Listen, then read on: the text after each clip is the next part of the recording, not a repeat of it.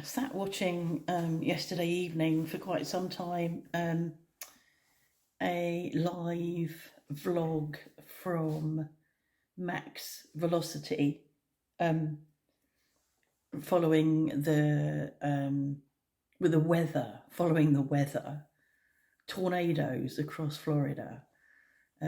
I hadn't known, and that the hurricane, as it moves towards land, spawns tornadoes. That might not be how it is, but that's what was happening yesterday. And I think there were upwards of 100 or more tornado warnings across that part of Florida that was being threatened and has since been overcome by the hurricane. And I sat watching, sort of fascinated by all of the um, stuff that he could see, and listening to what was going on, cameras that were looking at what was going on. And he was also sharing content from storm chasers, who are frequently young men who seem not to be aware that they, along with everybody else, might be in danger.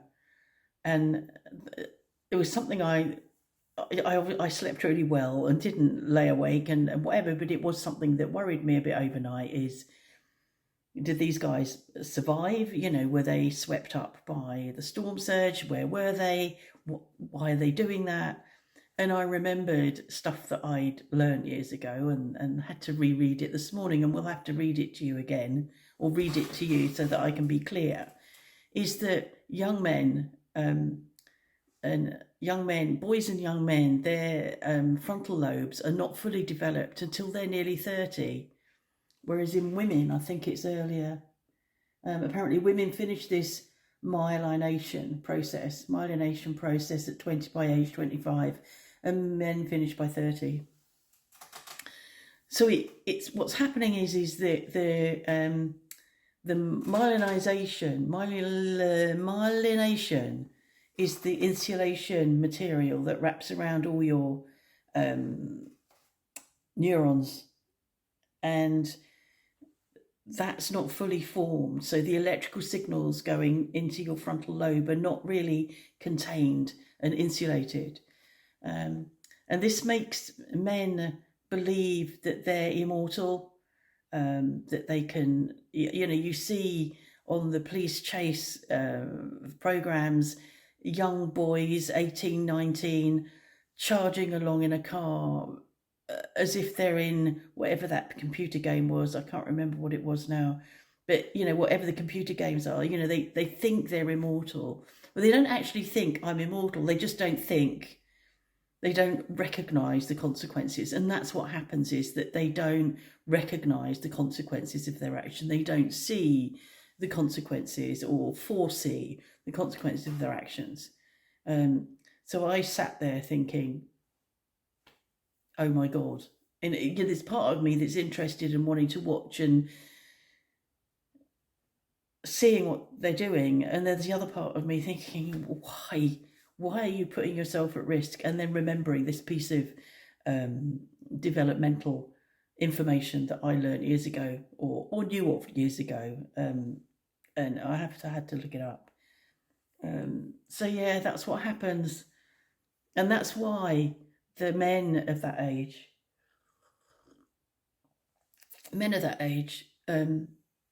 are used as cannon fodder, because they'll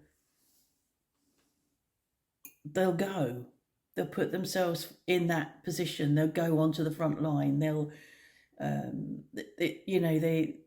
they just don't completely recognize what danger they're going to be in. And I think the terrifying part of that is that when they get there, and when they get to that point where they're engaged, I think it's at that point they realize how vulnerable they are and what the danger is, and it's too late. So yeah, that's that. That's I've been looking. I had to look at that. So I watched Max Velocity. I watched somebody else mentioned Ryan Hall, and I went and had a look at him. But I'd started watching because Phil introduced me to Max Velocity, and I found that I preferred his style. I noted on Twitter that he mentioned that he was evacuating, so I don't know when that was. Left it very late because he said the roads were empty, and I'm thinking, again, he's a young boy, young man. Left it too late, left it late, don't know. Worried about Mrs. T-Rex and hope that they got away soon and that they got away to a safe place. There was I can't remember what it was called, Tropicana something, Tropicana Field. And I saw pictures of that somewhere else. I'm scrolling again, hold on. Yeah, look, it had been set up. Just saw the roof has been blown off on Tropicana Field in St. Petersburg by Hurricane Milton. It's being used as a shelter for first responders and National Guard troops to help give aid after the storm. I hope everyone is all right. God. So I saw that. I haven't seen lots of other stuff about whether there was how big the storm surge was, how many deaths, how many casualties. I'm sure that's still to come. I've also been reading this morning. Oh,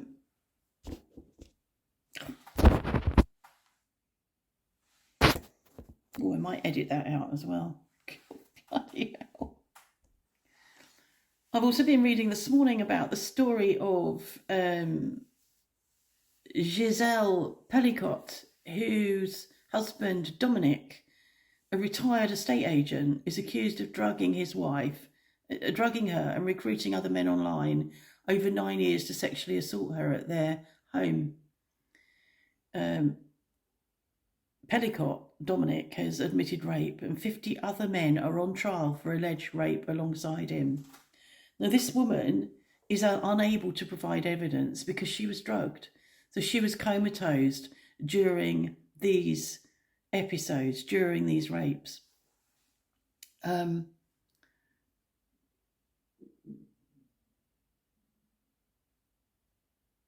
She has chosen to refuse the anonymity.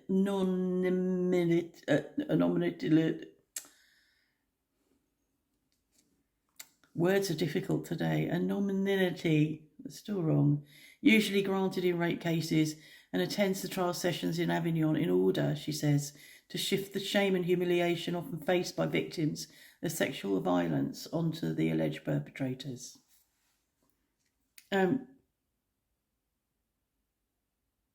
She apparently, what have I read? That she is being questioned quite hard, and being queried about whether she actually was inviting this sort of attention. The only reason that it's able to go to trial is because he's admitted rape, because there's no other evidence, and he kept video evidence.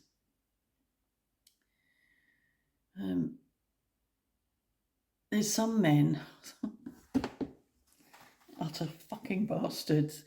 Some of the men on trial with Pellicott accept that what they did was rape, have apologised in court, but many argue that they didn't intend to commit rape,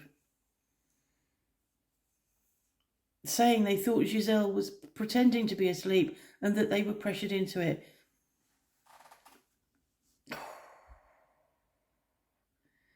The courtroom testimony has highlighted how society in general has not yet clearly understood or a clear understanding of consent. It was at the bottom of this article that she talks about. Giselle has said she felt humiliated and under attack in court, that this trial is being held in public has allowed more people to experience how a rape trial is conducted.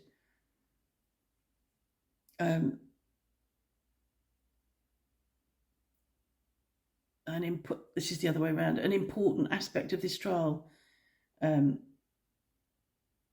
is that she can be seen in many ways as a reproachable victim, a grandmother who had no knowledge of the attacks that she was subjected to. Yet, as it happens with many rape victims in court, some defence lawyers have still questioned her sexuality in court and asked if the men might not have thought she was looking for sexual encounters.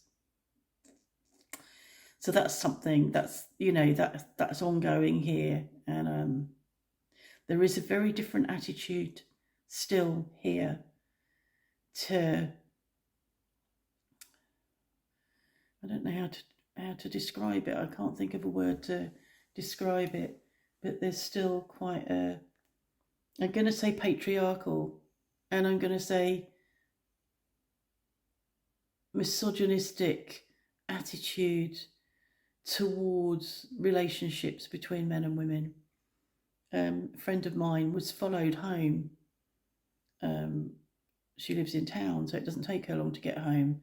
And here, up until she told me that story, I would have felt very safe wandering home in her town. It feels safe wandering around the small towns around me. But she was followed home by a younger man who asked her if he could. I can't remember how forward he was. He was chatting her up and asked if he could come in, and she said no. And I think he was quite persistent, and she went home and she locked all her doors.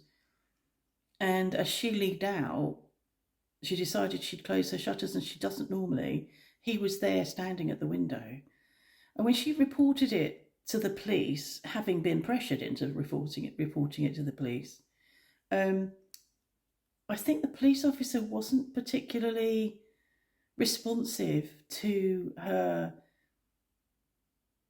situation and was sort of dismissing it. I can't remember the words now, and I also need to be careful because I don't know who's watching this, but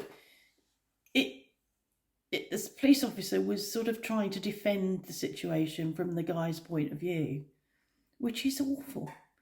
So that's what it's like here. There's a very different attitude to men and women in relationships, and it's still very much in the dark ages in many places. That's I can't really explain it, but that's that.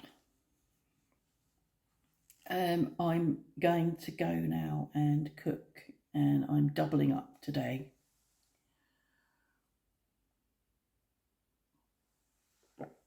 I'm making Mediterranean chicken from Recipe 30, which is Joel in Australia. I can show you a picture actually, possibly. So that's how it looks. It's got olives in it, tomatoes, garlic, anchovies, oregano, white wine, oil. I think that's everything. Salt and pepper, bit of parsley. I haven't got flat leaf parsley, but I'm not really. That's parsley that's chopped up in there. Well, I've got parsley, so I just chop parsley up. I don't know what's the difference between the two. This I made some weeks ago, and it was really tasty. And when you consider I can't really taste stuff, it was really nice. But I bought chicken breasts, and I've got 6, and this is 3 large ones in this recipe. So I'm doubling up, so it'll be enough for at least another day, if not more, because it says this 3 chicken breasts. They're large. He's always got large chicken breasts and legs and things. Servings 4. And I know that I can serve 3 out of it. So, because I did it again for Joe. So that's what I'm about to go and do. We feel like we're waiting for the late shift to start. We're just coasting, treading water in a holding pattern waiting for Sunday when he goes into hospital. It's a bit weird, really. But I think we decided that we wouldn't go anywhere or wouldn't encounter people this week as far as possible, and we've done that to keep him well before he goes in. I hadn't mentioned yesterday when I made that bit at the end of the video of us out in the garden how well he looks and how slim he looks. He continues to lose weight, following the same regime I'm following. I'm not losing weight. I've shunned the scales because they piss me off, but I know that I'm still readjusting. I know because I can tell my rings are loose, and I feel that my body's readjusting. So I'm just ignoring the scales, which is quite often not a good indicator of what's going on. But my fight is that I'm on steroids, and that makes, one, I'm a female, and the anaesthetist the other week that we saw said how hard it is for females, and two, I'm on steroids. But we both continue to follow the same regime. The big difference for me is definitely stop it having this big gap between food. That makes a big difference, and I won't ever stop doing that. I've been doing it for 8 years now. 2016, yeah, 8 years. I won't stop doing that. I can't imagine, there's the odd occasion now where I think I'm going to have breakfast, but it's like, when did I have breakfast? I might have had it on when we went down to Châtillon-Plage. If you can call two tiny pain au chocolat breakfast. But yeah, it's been a long time since I wouldn't. It's a rare thing for me to have breakfast. I can't imagine it as an everyday thing. Like it's just not me now. So I thought how well he looked in that, and he doesn't look like somebody that's waiting to have their knee replaced. It's like he, but I think probably because his good knee, his knee that he had replaced last year, is working well, and so the left knee, which is the one he's having replaced on Monday next week, is being protected by the right knee. He doesn't have to, he can adapt, and but he's never in pain. He doesn't feel pain. I don't understand it. He was saying yesterday we were